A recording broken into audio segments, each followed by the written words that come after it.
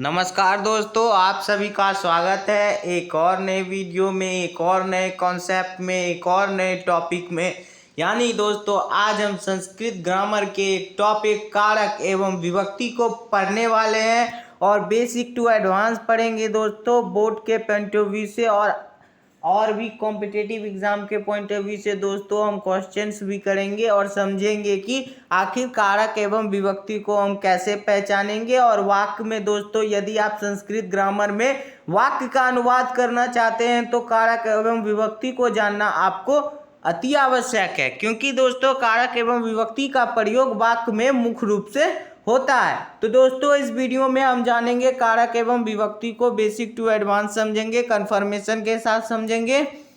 यदि दोस्तों आप हमारे चैनल पे हैं तो यदि आप दोस्तों हमारे चैनल पे नए हैं तो हमारे चैनल को सब्सक्राइब अवश्य कर लीजिएगा, ताकि आपको नोटिफिकेशन जाते रहे और इसी तरह के वीडियो आपको मिलते रहे। क्योंकि दोस्तों देखिए, मैं हमेशा कहता हूं कि बोर्ड के परीक्षार्थी हैं आपको बोर्ड की परीक्षा देनी है तो एक स्पिरिट होना चाहिए, एक अचीवमेंट की वो क्षमता होनी चाहिए। और दोस्तों पढ़ना कहाँ से है? तो जहाँ से सेटिस्फेक्शन हो। कहाँ से? जहाँ से सेटिस्फेक्शन हो। और दोस्तों आप मैच्योर्ड हैं, आप समझ सकते हैं कि हमें कहाँ से पढ़ना है, कहाँ से हमें संतुष्टि मिल रही है। और दोस्तों इस वीडियो में हम फुल्ली जानेंगे कारक एवं विभक्ति को। और दोस्तों यदि आपको संस्कृत में किसी और टॉपिक पे, या मैं हमेशा कहता हूँ यदि आपको किसी विषय के किसी भी टॉपिक पे दिक्कत है तो आप हमें बेझिझक कमेंट करके बता सकते हैं। क्योंकि दोस्तों मैं हमेशा कहता हूँ यह चैनल आप ही का है, आपके लिए ही खुला है, आपको पढ़ाने के लिए ही खुला है। यानी कि दोस्तों जिस प्रकार लोकतंत्र की परिभाषा होती है, जनता का, जनता के लिए, जनता के द्वारा, क्या होता है दोस्तों? तो जनता का, जनता के लिए, जनता के द्वारा, यानी कि to the people, for the people, by the people. यानी कि दोस्तों जिस प्रकार जनता का ही है लोकतंत्र, जनता के लिए ही है लोकतंत्र और जनता के द्वारा ही लोकतंत्र चलाया जाता है, ठीक उसी प्रकार दोस्तों यह यूट्यूब चैनल आप ही का है, आप ही के लिए है और आप ही इसे चला रहे हैं। इससे ही दोस्तों, इसी बातों के साथ दोस्तों हम कारक एवं विभक्ति को शुरू करते हैं। यदि दोस्तों आपको संस्कृत ग्रामर के, यह तो दोस्तों कारक एवं विभक्ति एक टॉपिक है, लेकिन दोस्तों इस वीडियो में हमें रटना नहीं है, माइंड में सेट करना है। क्योंकि दोस्तों कारक एवं विभक्ति को लोग रटने लग जाते हैं, ऐसा हमें बिल्कुल नहीं करना है दोस्तों। इस वीडियो में हम फुल्ली माइंड में सेट करने वाले हैं। तो आइए दोस्तों इस वीडियो को शुरू करते हैं। तो दोस्तों वीडियो को शुरू करते हैं। तो दोस्तों पहले हम समझते हैं कि आखिर कारक कहते किसको है। कारक आखिर कहते किसको हैं? पहले दोस्तों हम किसी भी चीज़ को पढ़ते हैं, किसी भी टॉपिक पे को पढ़ते हैं तो हम पहले जानते हैं कि आखिर उसे यानी उस शब्द को क्या कहते हैं, यानी उस शब्द को क्या कहते हैं और उसका उपयोग क्या है, उसका उपयोग क्या है। तो दोस्तों उसे हम समझते हैं दोस्तों। तो कहता है कारक को अनुवाद का रीढ़ कहा जाता है। यानी कि दोस्तों कारक है, यानी कि दोस्तों किसी भी देश का रीढ़ किसे कहा जाता है? तो अर्थव्यवस्था को कहा जाता है। किसे कहा जाता है दोस्तों? तो अर्थव्यवस्था को कहा जाता है। ठीक उसी प्रकार कह रहा है आप सभी का कि कारक को अनुवाद का रीढ़ कहा जाता है। यानी कि दोस्तों यदि आप अनुवाद सीखना चाहते हैं तो आपको किस चीज़ का ज्ञान होना आवश्यक है? कारक का। किस चीज़ का? तो कारक का। तो यानी कि दोस्तों कारक को अनुवाद का रीढ़ कहा जाता है क्योंकि वाक्यों की सम्यक संरचना, यानी दोस्तों वाक्यों की पूर्ण संरचना, सभी संरचना, सम्यक मतलब सभी संरचना कारक ज्ञान के बिना नहीं की जा सकती। यानी कि दोस्तों वाक्यों की संरचना हम जानते हैं कि जब कोई सूटेबल वर्ड, मीनिंगफुल वर्ड्स मिलकर एक समूह बनाते हैं तो उसे हम वाक्य कहते हैं। क्या कहते हैं दोस्तों? वाक्य कहते हैं। यानी कि दोस्तों वाक्यों की सभी संरचना कारक ज्ञान के बिना नहीं की जा सकती। यानी कि दोस्तों कारक ज्ञान जब हमें नहीं रहेगा, क्या नहीं रहेगा? कारक ज्ञान नहीं रहेगा तो हम वाक्यों की रचना नहीं कर सकते, उनका अनुवाद नहीं कर सकते। आई होप कि दोस्तों आप कारक के महत्व को समझ चुके होंगे। आगे कहता है आप सभी का वाक्य में क्रियापद की प्रमुखता होती है। यानी कि दोस्तों हम वाक्य जब चैप्टर को पढ़ रहे थे, वाक्य पे हमने डिस्कशन किया था, टॉपिक को पढ़ा था, कंफर्मेशन के साथ पढ़ा था। यदि आपने मिस किया है तो आप हमारी प्लेलिस्ट से प्राप्त कर सकते हैं। जब हमने वाक्य को पढ़ा था तो हमने पढ़ा था कि वाक्य में क्रियापद की प्रमुखता होती है। किसकी प्रमुखता होती है? तो क्रियापद की प्रमुखता होती है। यानी कि दोस्तों हम समझ चुके कि किसकी प्रमुखता होती है, तो क्रियापद की प्रमुखता होती है। तो आगे कहता है और कारक उस क्रियापद का जनक होता है। इसके कहने का मतलब है दोस्तों कि वाक्य में क्रिया पर, यानी वाक्य जो है किस पर निर्भर करता है? तो क्रिया पे निर्भर करता है। किस पे निर्भर करता है? क्रिया पे निर्भर करता है। यानी कि दोस्तों जब किसी वाक्य में क्रिया रहे तभी उसका एक मीनिंगफुल वर्ड निकलता है, तब उसका समूह बनता है, पुंज बनता है, जिसे हम क्या कहते हैं? वाक्य कहते हैं। यानी वाक्य जो है किस पे निर्भर करता है? तो क्रिया पे निर्भर करता है। यानी कि दोस्तों जब वाक्य क्रिया पे निर्भर करता है, और क्रिया का भी जनक किसे कहा जाता है? तो कारक को कहा जाता है। क्रिया का जनक किसे कहा जाता है? तो कारक को कहा जाता है। आई होप कि दोस्तों आप कारक के महत्व को समझ चुके। आखिर कारक एवं विभक्ति को पढ़ना क्यों आवश्यक है? तो आइए दोस्तों अब हम कारक को पढ़ते हैं कि आखिर हम किसी भी वाक्य में कारक एवं विभक्ति को कैसे लगाएंगे, कैसे उसके लॉ को लगाएंगे। तो दोस्तों आइए आगे हम समझते हैं। तो दोस्तों आप सभी का कह रहा है कर्ता कारक, यानी कि दोस्तों कर्ता कारक प्रथमा विभक्ति। यानी कि दोस्तों हम जानते हैं कि कारक कितने प्रकार के होते हैं? तो 7 प्रकार के होते हैं। 7 प्रकार के होते हैं। कितने प्रकार के होते हैं? तो 7 प्रकार के होते हैं। कर्ता ने कर्म को करण से संप्रदान के लिए अपादान से संबंध का के की रारे री अधिकरण में पर और संबोधन हे हो अरे। यानी कि दोस्तों यह सब हमारे माइंड में सेट है कि नहीं? कारक कितने प्रकार के होते हैं? तो 7 प्रकार के होते हैं। तो दोस्तों पहले हम समझेंगे कि हम कैसे किसी वाक्य में प्रथमा विभक्ति कर्ता कारक को लगाएंगे, कैसे पहचानेंगे कि आखिर प्रथमा विभक्ति ही वाक्य में लगेगा और कर्ता कारक ही लगेगा। तो इसके कुछ हम नियम को समझेंगे दोस्तों, जिसे हम इतनी अच्छे से समझेंगे, सरलता पूर्वक समझेंगे, ताकि हमारे माइंड में सेट हो जाएंगे। तो दोस्तों पहला आप सभी का कहता है स्वतंत्रता कर्ता। यानी कि स्वतंत्रता कर्ता का कहने का मतलब है कर्तरी प्रथमा। यानी कि दोस्तों कर्तरी प्रथमा, यानी कि दोस्तों यह आपका एक लॉ हुआ कर्तरी प्रथमा। यानी कहता है कर्ता कारक में प्रथमा विभक्ति होती है। यानी कहने का तात्पर्य है दोस्तों कि यदि किसी वाक्य में कर्ता की प्रधानता हो, तो उसमें कौन सी विभक्ति होती है? तो प्रथमा विभक्ति होती है। कौन सी विभक्ति होती है? प्रथमा विभक्ति। यानी कि दोस्तों देखिएगा, आप जब लॉ को पढ़ेंगे तो आपको 1 2 3 4 जैसे दिया हुआ है प्रथमा विभक्ति कर्ता कारक में, तो आपको नाम से ही स्पष्ट हो जाएगा कि वह प्रथमा विभक्ति और कर्ता कारक होगा। सिर्फ आपको याद रखना रहेगा कि यह कर्ता कारक प्रथमा विभक्ति के अंतर्गत आता है। सिर्फ आप इतना याद रखेंगे और आपको यूं ही पता चल जाएगा कि यह किस सूत्र से हुई है। यानी कि दोस्तों आपको दे दिया रहेगा, जैसे उदाहरण इसका है स्वतंत्रता कर्ता। जैसे दोस्तों आप सभी का उदाहरण यहाँ दिया हुआ है, स्वतंत्रता कर्ता कर्तरी प्रथमा का उदाहरण दिया है छात्रा संस्कृतम पठति। यानी छात्र जो है क्या पढ़ते हैं? तो संस्कृत पढ़ते हैं। यानी कि दोस्तों यहाँ कह रहा है कि छात्र संस्कृत को पढ़ते हैं। यानी कि दोस्तों छात्र यहाँ पे कर्ता है। क्या है दोस्तों? तो कर्ता है। क्या है दोस्तों? तो कर्ता है। यानी कि दोस्तों इसमें कर्ता पद की प्रधानता है।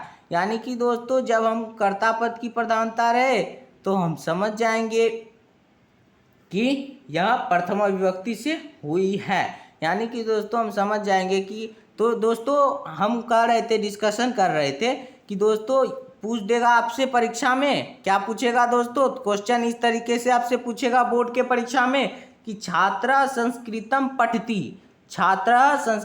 पठति किस कारक सूत्र से हुई है? किस कारक सूत्र से हुई है? कारक सूत्र। तो दोस्तों कारक सूत्र किसे कहते हैं? तो दोस्तों जो हम पढ़ रहे हैं प्रथमा विभक्ति, कर्ता कारक, यानी कि दोस्तों इसके अंतर्गत जो आ रहा है उसे हम कहते हैं कारक सूत्र। जैसे दोस्तों आप मैथ में फॉर्मूला पढ़ते हैं ए स्क्वायर प्लस बी स्क्वायर, तो ए स्क्वायर प्लस बी स्क्वायर क्या होता है दोस्तों, तो उसका सूत्र होता है। ठीक उसी प्रकार इसका भी है, ठीक इसका भी एक सूत्र है। यानी कि दोस्तों यहाँ पे जैसे दिया हुआ है 1 2 3 4 करके, यानी कि दोस्तों 1 2 3 4 ऐसे करके आपको जो दिया हुआ है नियम, इसे हम कहते हैं कारक सूत्र। क्या कहते हैं दोस्तों, कारक सूत्र। यानी दोस्तों आपसे परीक्षा में पूछेगा, जैसे यह दिया है छात्रा संस्कृतम पठति, यानी छात्र जो हैं संस्कृत पढ़ते हैं, यह किस कारक सूत्र से हुआ है, किस कारक सूत्र से हुआ है। यानी दोस्तों आपसे पूछेगा कि या जो पंक्ति है या जो वाक्य है वह किस कारक सूत्र से हुआ है, तो आपको बताना है कि वह कर्तृप्रथमा स्वतंत्रता कर्ता, यानी दोनों का नाम एक ही है दोस्तों, दोनों में से कोई एक रहे तो आपको टिक लगा के आना है। यानी आपको बताना है कि छात्रा संस्कृतम पढ़ती किस कारक सूत्र से हुई है, या वाक्य किस कारक सूत्र से हुई है, तो कर्तृप्रथमा। क्या होगा दोस्तों, कर्तृप्रथमा। आई होप कि दोस्तों आप इतना समझ चुके होंगे। आगे की ओर दोस्तों हम बढ़ते हैं। अगला नंबर आप सभी का क्या रहा है, अगला नंबर आप सभी का क्या रहा है दोस्तों कि उक्ते कर्मणि प्रथमा। अब इसे दोस्तों हम समझते हैं कि यह कारक सूत्र आप सभी को क्या कहना चाहता है, तो कर्मवाच्य में कर्म युक्त रहता है। यानी कि दोस्तों हम जानते हैं कि कर्मवाच्य यानी वाच्य जो दोस्तों हम पढ़ चुके हैं कितने प्रकार के होते हैं, तो 3 प्रकार के, कर्तृवाच्य, कर्मवाच्य, भाववाच्य। यानी कि दोस्तों यहाँ कह रहा है कि कर्मवाच्य में कर्म युक्त रहता है। यानी कि दोस्तों हम जानते हैं कि कर्मवाच्य जो होता है वो कर्म युक्त होता है। यानी कि दोस्तों कर्ता ने कर्म को, यानी कि दोस्तों उसमें कर्मवाच्य कर्म की प्रधानता होती है, तो युक्त कर्म में प्रथमा विभक्ति होती है तथा क्रिया कर्म के अनुरूप होती है। यानी कि दोस्तों जिस वाक्य में कर्म की बात कहे तो उसमें प्रथमा विभक्ति होती है। यानी कर्मवाच्य में प्रथमा विभक्ति होती है। और कर्मवाच्य को पहचानने के एक ट्रिक के बारे में दोस्तों हमने बता चुका है, आप प्लेलिस्ट से प्राप्त कर सकते हैं। तो कर्मवाच्य को पहचानने का ट्रिक है दोस्तों कि कर्ता के बाद को रहे या कोई कर्ता निर्जीव रहे। यानी कि दोस्तों जैसे राम ने श्याम को मारा, राम ने श्याम को मारा, तो किसको मारा, तो श्याम को मारा। यानी कि दोस्तों यह कर्मवाच्य हुआ या कर्ता निर्जीव होना चाहिए, कर्ता के बाद को रहना चाहिए या कर्ता निर्जीव रहना चाहिए। तो जैसे दोस्तों रहेगा वाक्य पतंग उड़ रही है, पतंग क्या है, तो निर्जीव है, क्रिया हो रहा है। तो यानी कि दोस्तों यह कर्मवाच्य है। और जब भी कर्मवाच्य हो आप पूछे कि जिस वाक्य में कर्मवाच्य की प्रधानता हो और पूछे कि यह किस कारक सूत्र से हुई है, तो आपको बताना है उक्ते कर्मणि प्रथमा, उक्ते कर्मणि प्रथमा। आई होप कि दोस्तों आप इतना समझ चुके होंगे। आगे की ओर हम चलते हैं। अगला नंबर आप सभी का क्या रहा है, संबोधने प्रथमा, संबोधने प्रथमा, संबोधने प्रथमा। यानी कि दोस्तों संबोधन में प्रथमा विभक्ति का व्यवहार किया जाता है। यानी कि दोस्तों हम जानते हैं कि संबोधन जैसे हम कहते हैं हे श्याम, अरे श्याम, हो श्याम, अरे राम, हो राम। यानी कि दोस्तों हम किसी को संबोधित करते हैं, संबोधन करते हैं, तो उसमें कौन सी विभक्ति होती है, तो प्रथमा विभक्ति होती है। और कौन सा कारक होता है, तो कर्ता कारक होता है। कौन सा कारक, कर्ता कारक। आई होप कि दोस्तों आप समझ चुके होंगे। उदाहरण के लिए दोस्तों हम देख सकते हैं हे मोहन, हे मोहन। यानी कि दोस्तों यहाँ संबोधित किया जा रहा है मोहन को, हे मोहन। तो आइए दोस्तों, आई होप कि आप तीसरे नंबर कारक सूत्र को भी समझ चुके होंगे। अब चौथे नंबर कारक सूत्र की ओर आते हैं। चौथा नंबर कारक सूत्र आप सभी का क्या रहा है, अवयव योग्य प्रथमा। अवयव किसे कहते हैं दोस्तों, जिसका रूप लिंग और वचन नहीं बदलता उसे हम क्या कहते हैं दोस्तों, तो अवयव कहते हैं। क्या कहते हैं दोस्तों, तो अवयव कहते हैं। यानी कि दोस्तों जिस शब्द का रूप लिंग वचन नहीं बदलता, रूप लिंग और वचन, और दोस्तों यानी कि दोस्तों आप समझ चुके होंगे। यह एक टॉपिक है, इसे भी मैंने कवर किया है, आप चाहे तो देख सकते हैं। और दोस्तों अवयव को और किस नाम से हम जानते हैं, अवयव को हम किस नाम से जानते हैं दोस्तों, तो अविकारी, अविकारी शब्द। यानी कि दोस्तों अवयव को हम किस नाम से जानते हैं, तो अविकारी शब्द। यानी दोस्तों इसे आपको माइंड में सेट करना है कि अवयव को अविकारी शब्द भी कहा जाता है। तो दोस्तों आप सभी का कह रहा है अवयव योगे प्रथमा, यानी कि दोस्तों यहाँ पहले ही कह रहा है कि अवयव जब रहे तो प्रथमा होगा। यानी कि दोस्तों इस कारक सूत्र जो है उसके नाम से ही स्पष्ट होता है कि वाक्य में किसकी प्रधानता होने वाली है। यानी कि दोस्तों संबोधने प्रथमा, जैसे आपको प्रश्न दे दिया रहेगा हे मोहन, हे मोहन, इस प्रकार प्रश्न रहेगा दोस्तों, आप समझिएगा। हे मोहन, प्रस्तुत वाक्य किस कारक सूत्र से हुई है। यानी कि दोस्तों यह वाक्य दे दिया रहेगा हे मोहन, प्रस्तुत वाक्य किस कारक सूत्र से हुई है, तो आपका क्या जवाब होगा दोस्तों, तो संबोधने प्रथमा। यानी कि दोस्तों कारक सूत्र से ही स्पष्ट होता है कि वाक्य में किसकी प्रधानता होने वाली है, किसकी प्रधानता होने वाली है, या पहले से ही स्पष्ट हो जाता है। और दोस्तों यहाँ कह रहा है चौथा नंबर अवयव योगे प्रथमा, यानी कि दोस्तों जिस वाक्य में अवयव की अविकारी अवयव हो तो उसमें कौन सी विभक्ति होती है, तो प्रथमा विभक्ति होती है। आई होप कि दोस्तों आप कर्ता कारक प्रथमा विभक्ति को समझ चुके होंगे और उसके कारक सूत्र को भी समझ चुके होंगे। अब दोस्तों हम कर्म कारक द्वितीय विभक्ति की ओर चलते हैं। कर्म कारक द्वितीय विभक्ति, अब उसे हम दोस्तों समझते हैं कि आखिर कर्म कारक द्वितीय विभक्ति को हम कैसे पहचानेंगे। कर्म कारक द्वितीय विभक्ति को हम कैसे पहचानेंगे, तो इसके कारक सूत्र को हम पढ़ते हैं दोस्तों। इसके कारक सूत्र को दोस्तों, यदि दोस्तों वीडियो अच्छा लग रहा हो तो सब्सक्राइब अवश्य कर लीजिएगा। तो दूसरा कारक सूत्र है दोस्तों कर्मणि द्वितीय, कर्मवाच्य में द्वितीय विभक्ति होती है।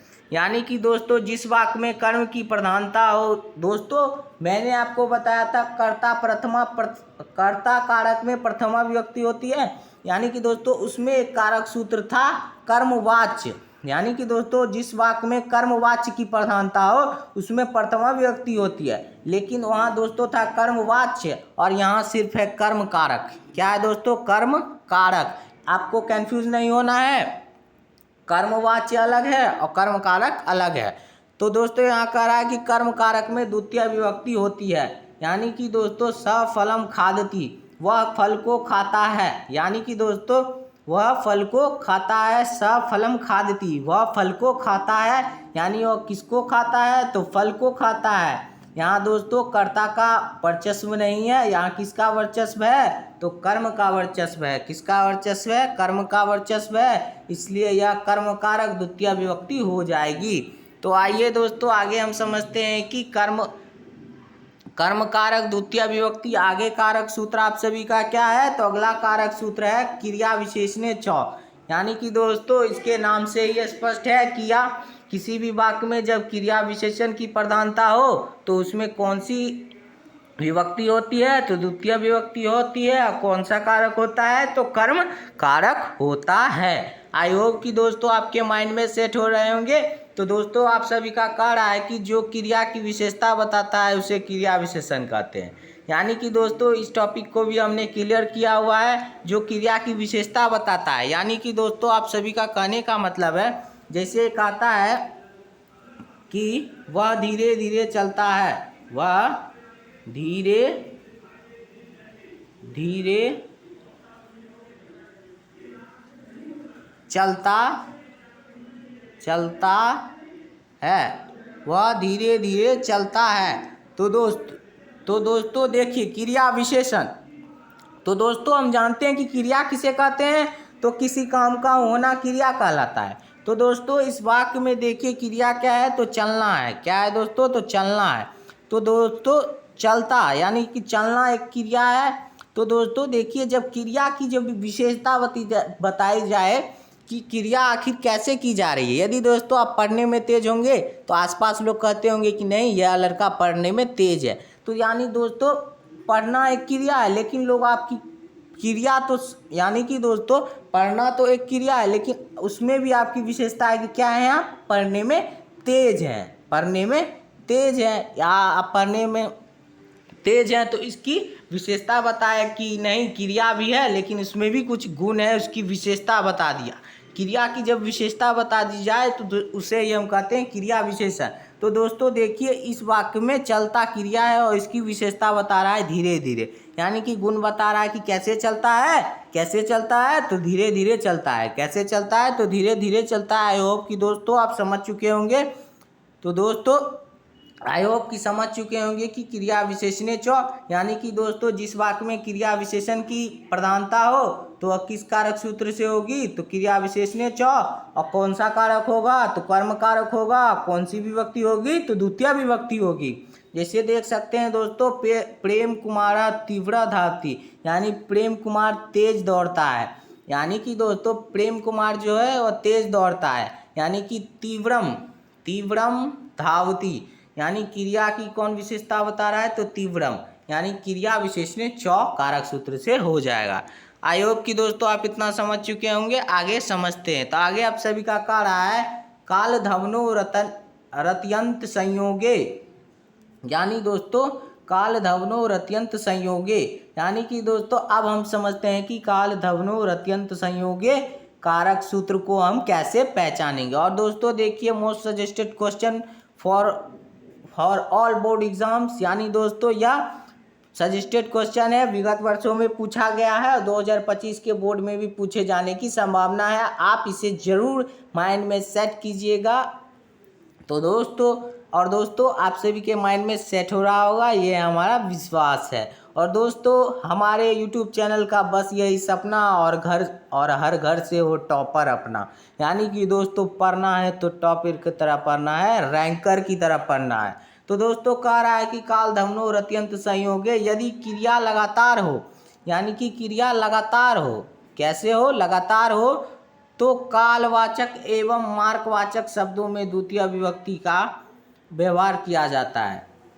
यानी कि दोस्तों कोई काम हम लगातार कर रहे हो तो कालवाचक एवं मार्गवाचक, यानी कि दोस्तों काल का, जब जैसे जानते हैं दोस्तों वर्तमान काल, भूतकाल, भविष्य काल होता है। जिससे हम कहते हैं मैं चल रहा हूँ, मतलब अभी चल रहे हैं तो वर्तमान काल। मैं चल चुका था, यानी कि दोस्तों यह क्या हो गया? भूतकाल। मैं चलूँगा, मैं कल चलूँगा, तो यह क्या हो जाएगा दोस्तों? तो भविष्यत काल। तो दोस्तों कालवाचक जब शब्द किसी वाक्य में प्रधानता करे, एवं मार्गवाचक, यानी कि दोस्तों जैसे कहते हैं वह सड़क टेढ़ी मेढ़ी है। कैसी है? तो टेढ़ी मेढ़ी है, यानी कि दोस्तों टेढ़ी मेढ़ी, यानी कि दोस्तों क्रिया लगातार हो रहा है और उसका गुण बताया जा रहा है मार्ग मतलब क्या होता है दोस्तों? तो रास्ता होता है। यानी कि दोस्तों कालवाचक एवं मार्गवाचक शब्दों का जब व्यवहार हो तो उसमें द्वितीय व्यक्ति का व्यवहार होता है। आई होप कि दोस्तों आप काल धवनो रत्यंत संयोगे को समझ चुके होंगे। आई होप कि दोस्तों जब आपको परीक्षा में पूछेगा तो आप बता देंगे कि काल धवनो रत्यंत संयोगे कारक सूत्र क्या है। तो आगे दोस्तों हम समझते हैं कि आगे आप सभी का क्या कहता है। तो आगे आप सभी का कह रहा है दोस्तों कि अभिता परिता समया निक्षा हा प्रतियोगे अपि, यानी कि दोस्तों अभिता परिता, यानी कि दोस्तों अभिता अपरिता। अभिता मतलब क्या होता है दोस्तों? तो सभी जगह। क्या दोस्तों? सभी जगह। परिता मतलब क्या होता है? तो सभी जगह। यानी कि दोस्तों आप सभी का कहने का मतलब है कि अभिता परिता समया निक्षा हा और प्रति शब्द के योग में द्वितीय विभक्ति होती है। यानी कि दोस्तों जब आपसे कह दिया जाए कि इस घर के चारों ओर वृक्ष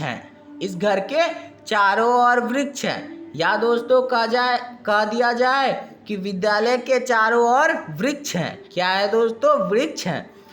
तो दोस्तों यानी कि इसमें कह रहा है कि चारों ओर, यानी कि दोस्तों अभिता परिता, यानी कि दोस्तों अभिता का मतलब क्या होता है? चारों ओर। परिता का मतलब क्या होता है? चारों ओर। यानी कि दोस्तों जब दिशा का वर्णन किया जाए कि सभी दिशाओं में, तो आपका अभिता परिता समय निक्षा हा प्रतियोगी अपि हो जाएगा कारक सूत्र। आई होप कि दोस्तों आप समझ चुके होंगे। आगे की ओर चलते हैं। आगे आप सभी का कह रहा है दोस्तों करण कारक तृतीय विभक्ति। तो दोस्तों इस वीडियो में हम करण कारक तृतीय विभक्ति को पढ़ेंगे और दोस्तों इसका पूरा मैंने सीरीज चला चुका हूँ।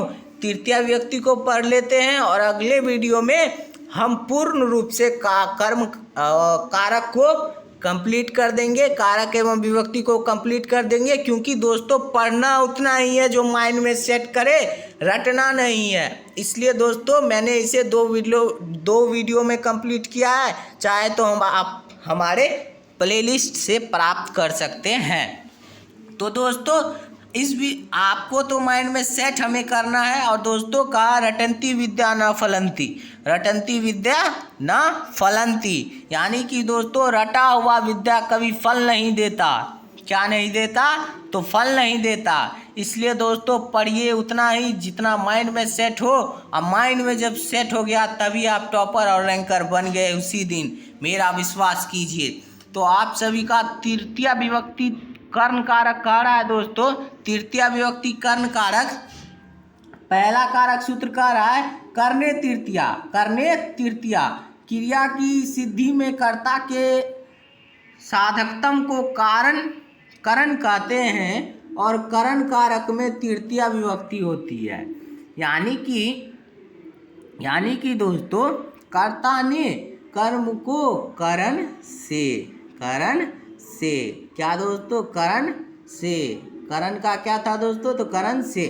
तो वही कह रहा है दोस्तों कि क्रिया की सिद्धि में कर्ता के साधकतम यानी को साधने वाला यानी राम तलवार से रावण को मारता है। क्या करता है दोस्तों? रावण को मारता है। यानी कि दोस्तों राम जो क्रिया कर रहे हैं मारने का रावण को, रावण को, वो किससे कर रहे हैं? सुनिएगा दोस्तों गौर से यह वाक्य, राम तलवार से रावण को मारते हैं। राम तलवार से रावण को मारते हैं। तो यानी कि दोस्तों किससे मारते हैं? तो तलवार से मारते हैं। यानी साधकम यानी साधने वाला, यानी कि रावण को किससे मारते हैं? तो तलवार से। यानी कि दोस्तों क्रिया की सिद्धि यानी मारने का काम किससे किया जा सकता है? तो तलवार से किया जा सकता है। यानी साधकम को करण कहते हैं। क्या कहते हैं दोस्तों? आई होप कि दोस्तों आप इस वाक्य के माध्यम से समझ चुके होंगे क्या कहते हैं दोस्तों। तो करण कहते हैं। और करण कारक में तृतीया विभक्ति होती है। यानी कि दोस्तों हम जानते हैं कि करण कारक तृतीया विभक्ति होती है। या तो हम जानते हैं ये दोस्तों, जैसे बालकम कलमेन लिखती, यानी बालक जो है कलम से लिखते हैं। किससे लिखते हैं? कलम से लिखते हैं। यानी लिखने का कार्य किससे कर रहे हैं? तो कलम से कर रहे हैं। लक्ष्य की प्राप्ति किससे कर रहे हैं? तो कलम से कर रहे हैं। आई होप कि दोस्तों आप समझ चुके होंगे करने तृतीया कारक सूत्र को। आई होप कि आप समझ चुके होंगे, आपके माइंड में सेट हो चुका होगा। आइए दोस्तों हम आगे बढ़ते हैं। आगे आप सभी का कह रहा है हेतु तृतीया पंचमी। हेतु के अर्थ में तृतीया या पंचमी विभक्ति होती है। यानी कि दोस्तों हेतु क्या दोस्तों? हेतु जैसे आप कह सकते हैं उदाहरण के लिए जैसे यानी कि दोस्तों किसी भी कार्य के लिए हेतु का प्रयोग जब हो, किसी भी वाक्य में हेतु का जब प्रयोग हो, हेतु मतलब यानी कि दोस्तों प्राप्त करने के लिए, यानी कि कुछ बीच में आए हेतु। यानी कि दोस्तों किसी को प्राप्त करते हैं तो कोई भी कार्य हम करते हैं तो उसके हेतु मतलब उसके लिए हमें जो कुछ करना पड़ता है उसे कहते हैं हेतु। तो यही दोस्तों कह रहा है कि हेतु तृतीया पंचमी। यानी कि दोस्तों किसी भी वाक्य में जब हेतु का प्रयोग हो जाए तो उसमें तृतीया या पंचमी विभक्ति होती है। तृतीया विभक्ति या पंचमी विभक्ति, दोनों को दोस्तों आपको याद रखना है। जैसा प्रश्न रहे वैसे बना दीजिएगा। आई होप कि दोस्तों आप समझ चुके होंगे। अगले नंबर कारक सूत्र की ओर आते हैं। अगला नंबर कारक सूत्र आप सभी का कह रहा है। देखिए दोस्तों यह कारक सूत्र बहुत ही महत्वपूर्ण है। VVI कारक सूत्र है। बोर्ड की परीक्षा के लिए VVI कारक सूत्र है या यंगा विकारा तृतीया। तो दोस्तों यह मोस्ट VVI है। बोर्ड की परीक्षा के लिए देख सकते हैं यह कितने बार पूछ चुका है और आने की संभावना बहुत ही ज़्यादा है। तो दोस्तों आप सभी का कह रहा है कि यंगा यानी कि दोस्तों आप सभी का इसमें कहने का तात्पर्य है कि यंगा विकारा जिन अंगवाचक शब्दों में विकार होने की अंगी विकृत माना जाए उस अंगवाचक शब्दों में तृतीया विभक्ति होती है। यानी कि दोस्तों हम जानते हैं कि बहुत आदमी होते हैं जो विकलांग होते हैं। क्या होते हैं दोस्तों? विकलांग होते हैं। यानी कि दोस्तों विकलांगता कई प्रकार से हो सकती है। कोई आँख से विकलांग हो सकता है, कोई पैर से विकलांग हो सकता है। यानी कि दोस्तों कहने का तात्पर्य है, यानी दोस्तों विकलांगता कई प्रकार से हो सकती है। यानी कोई पैर से लंगड़ा हो सकता है, कोई आँख से अंधा हो सकता है, तो कोई कान से बहरा हो सकता है, तो कोई कान से यानी आवाज़ से गूंगा हो सकता है। यानी दोस्तों जब यंगा विकारा यानी अंग का विकार यानी कि अंग में जो कोई कमी हो जाए, अंग में जब कोई कमी हो जाती है, नहीं कहता है दोस्तों वो लंगड़ा है। क्या है? लंगड़ा है। यानी किससे लंगड़ा है? तो पैरों से लंगड़ा है। किससे लंगड़ा है? तो पैरों से लंगड़ा है। बहरा है तो किससे बहरा है? तो कान से बहरा है। तो यानी कि दोस्तों यंगा विकारा यानी जब मनुष्य का बताया जाए कि नहीं ये बहरा है, गूंगा है, लंगड़ा है, यानी विकार जब बताया जाए, दोष जब बताया जाए, अंगवाचक शब्दों में तृतीया विभक्ति होती है। आई होप कि दोस्तों आप समझ चुके होंगे। आगे की ओर बढ़ते हैं। यह मोस्ट BBI है दोस्तों, आप इसे माइंड में जरूर सेट कर लीजिएगा। यदि दोस्तों यहाँ उदाहरण दिया हुआ है आप समझ जाइएगा उदाहरण के माध्यम से। तो दोस्तों जब किसी वाक्य में यानी कि दोस्तों किसी भी वाक्य में अंगवाचक शब्द का प्रयोग किया जाए यानी विकार का जब प्रयोग किया जाए तो आप समझ जाएंगे कि वह किस कारक सूत्र से हुई है। तो यंगा विकारा, किस कारक सूत्र से? यंगा विकारा, यानी कि उसमें तृतीया विभक्ति होगी। आई होप कि दोस्तों आप समझ चुके होंगे। आगे आप सभी का कार्य देखिए दोस्तों, तृतीया विभक्ति आप सभी का बहुत ही महत्वपूर्ण है, तृतीया विभक्ति। इसलिए दोस्तों इस वीडियो में हमने तृतीया विभक्ति को कवर किया है। आप इसे जरूरी दिमाग में सेट कर लीजिए और दोस्तों पढ़िए उतना है जितना माइंड में सेट हो। तो दोस्तों आप सभी का कह रहा है प्रकृत्या दिभ्यः उपसंख्यानम,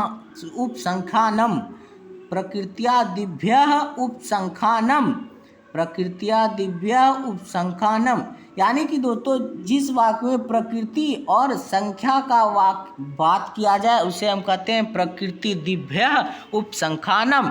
यानी कि दोस्तों कारक सूत्र जो है नाम से ही स्पष्ट होता है। यानी कि प्रकृत्या यानी प्रकृति कैसा है, मतलब कैसा है, अच्छा है, खराब है, यानी दोस्तों प्रकृति। और जिसमें संख्यानम यानी कि दोस्तों जिसमें संख्या 1 2 3 4 का बात हो तो हम समझ जाएंगे किस कारक सूत्र से हुआ है। तो प्रकृति दिभ्यम उपसंख्यानम। तो दोस्तों देखिए वही कह रहा है प्रकृति, जाति, आकार, गोत्र, नाम आदि वाचक शब्दों के योग में तृतीया विभक्ति होती है। जैसे प्रकृतिया सरल है यानी कि वह प्रकृति से सरल है। आई होप कि दोस्तों आप समझ चुके होंगे। यानी दोस्तों यानी नाम को पहले देखना है। क्या देखना है? नाम को देखना है। तो और बस हमें ये याद रखना है कि यह किस कारक के अंतर्गत आ रहा है। जैसे कर्ता कारक है, कर्म कारक है, करण कारक है, संबोधन कारक होगा, अधिकरण कारक होगा। यानी कि कारक के किस कारक के अंतर्गत आ रहा है इसे बस हमें याद रखना है। तो कह रहा है प्रकृत्या दिभ्यम उपसंख्यानम, यानी कि दोस्तों प्रकृति और संख्या का बात हो तो समझ जाएंगे कि हम तृतीया विभक्ति होगा। 5वां नंबर आप सभी का कह रहा है दोस्तों कि कर्तृकरण योस्त तृतीया, यानी कि दोस्तों आप सभी का कह रहा है कि अनियुक्त कर्ता अर्थात कर्मवाच्य के कर्ता के तथा करण कारक में तृतीया व्यक्ति का व्यवहार किया जाता है। यानी कि दोस्तों अनियुक्त कर्ता अर्थात कर्मवाच्य के कर्ता तथा कारण में तृतीया व्यक्ति का व्यवहार। यानी कि दोस्तों कर्म कारक मैं आपको बता चुका हूं कि कर्म कारक कर्मवाच्य किसे कहते हैं। तो मैं बता चुका हूं कि कर्ता यानी कि किसी भी वाक्य में कोर आना चाहिए, कर्ता के बाद कोर आना चाहिए या निर्जीव रहना चाहिए। क्या रहना चाहिए? निर्जीव रहना चाहिए। तो वही कह रहा है कि कर्मवाच्य के कर्ता यानी कि जो कर्मवाच्य का कर्ता होगा तथा करण कारक में तृतीया विभक्ति होती है।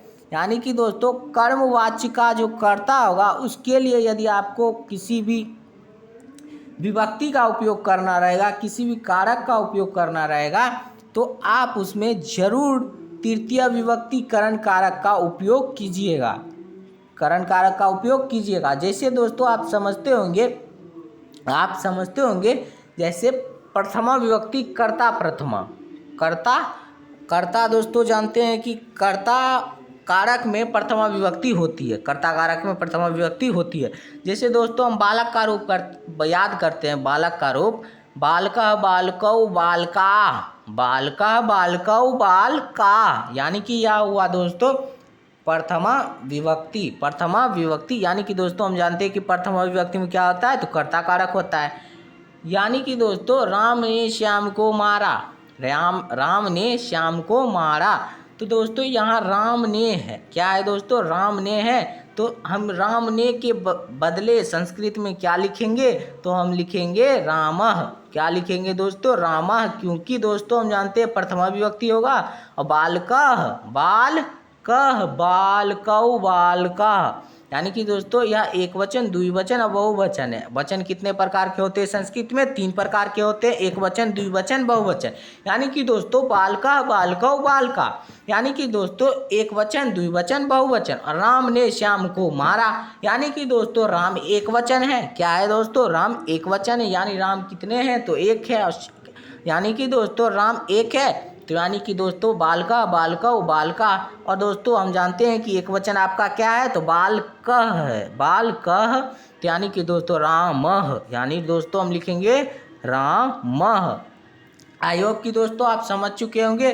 दोस्तों इस वीडियो में हमने जाना कि आखिर हम कैसे कारक सूत्र को समझेंगे, कि कैसे कौन सी विभक्ति होगी, कौन सा कारक होगा। हमने इस सभी चीज़ को बेसिक टू एडवांस समझा, सभी माइंड में सेट किए। यदि दोस्तों वीडियो आप सभी को पसंद आया होगा तो हमारे चैनल को सब्सक्राइब अवश्य कर लीजिएगा दोस्तों, क्योंकि मैं हमेशा कहता हूं कि पढ़ना है तो टॉपर की तरह, रैंकर की तरह। और हमारे यूट्यूब चैनल का बस यही सपना, और हर घर से हो टॉपर अपना, हमें सिर्फ टॉपर चाहिए, रैंकर चाहिए। यही भावना से दोस्तों हम पढ़ाते हैं, और आपको पढ़ाना ही हमारा एक लक्ष्य है। और दोस्तों जिस भी क्षेत्र में कार्य कीजिए अपना बेस्ट दीजिए, यही हमारे हाथ में है। क्योंकि दोस्तों कहा वो ना होते तो गज़ल को गज़ल कौन कहता, वो ना होते तो गज़ल को गज़ल कौन कहता, और पीर को पैगंबर कौन कहता। और यह धरती कर्म प्रधान नहीं होती, यह धरती यदि कर्म प्रधान नहीं होती तो पत्थर को ताजमहल कौन कहता। यानी कि दोस्तों यहाँ पत्थर को जब लोग तराश देता है तो लोग उसे कहते हैं नहीं ये ताजमहल है, आगरा का, इसे कोई नहीं बना सकता। ठीक उसी प्रकार दोस्तों हमारा जो यूट्यूब चैनल है आपको तराशने का काम करता है। क्या करता है दोस्तों, तो तराशने का काम करता है। और दोस्तों कहा साथी हाथ बढ़ाना, एक अकेला थक जाएगा मिलकर बोझ उठाना। यानी कि दोस्तों सहभागिता निभाना सभी का कर्तव्य है। यानी कि दोस्तों यदि हम आपको कुछ मटेरियल दे रहे हैं, यदि आपको हम कुछ प्रोवाइड करा रहे हैं, यदि आपको अच्छा ज्ञान दे रहे हैं, यदि आपको कन्फर्मेशन के साथ पढ़ा रहे हैं, यदि आपके माइंड में सेट कर रहे हैं, और दोस्तों यदि आपकी सहभागिता हम आपके लिए मांग रहे हैं तो आपको देना चाहिए। और दोस्तों बहुजन हिताय बहुजन सुखाय मैं हमेशा कहता हूं, यानी सभी का सुख हो। यानी दोस्तों आप एक सब्सक्राइब करेंगे तो यानी कि दोस्तों इससे क्या होगा कि दोस्तों देखिए यदि आप एक सब्सक्राइब करेंगे तो उससे बहुजन हिताय बहुजन सुखाय होगा। यानी कि दोस्तों कि आप ही की तरह और दोस्तों हम ऐसे वीडियो बनाएंगे मोटिवेटेड होके, और आप ही की तरह और बच्चे आएंगे, जुड़ेंगे, पढ़ेंगे, सभी बनेंगे टॉपर, रैंकर। और हमारा यही सपना, और हर घर से हो टॉपर अपना। आई होप कि दोस्तों इस वीडियो में आप सीख चुके होंगे। पढ़िए, खूब पढ़िए, मन लगा के पढ़िए, नाम रोशन कीजिए, कुछ करिए, यही हमारी कामना है। धन्यवाद।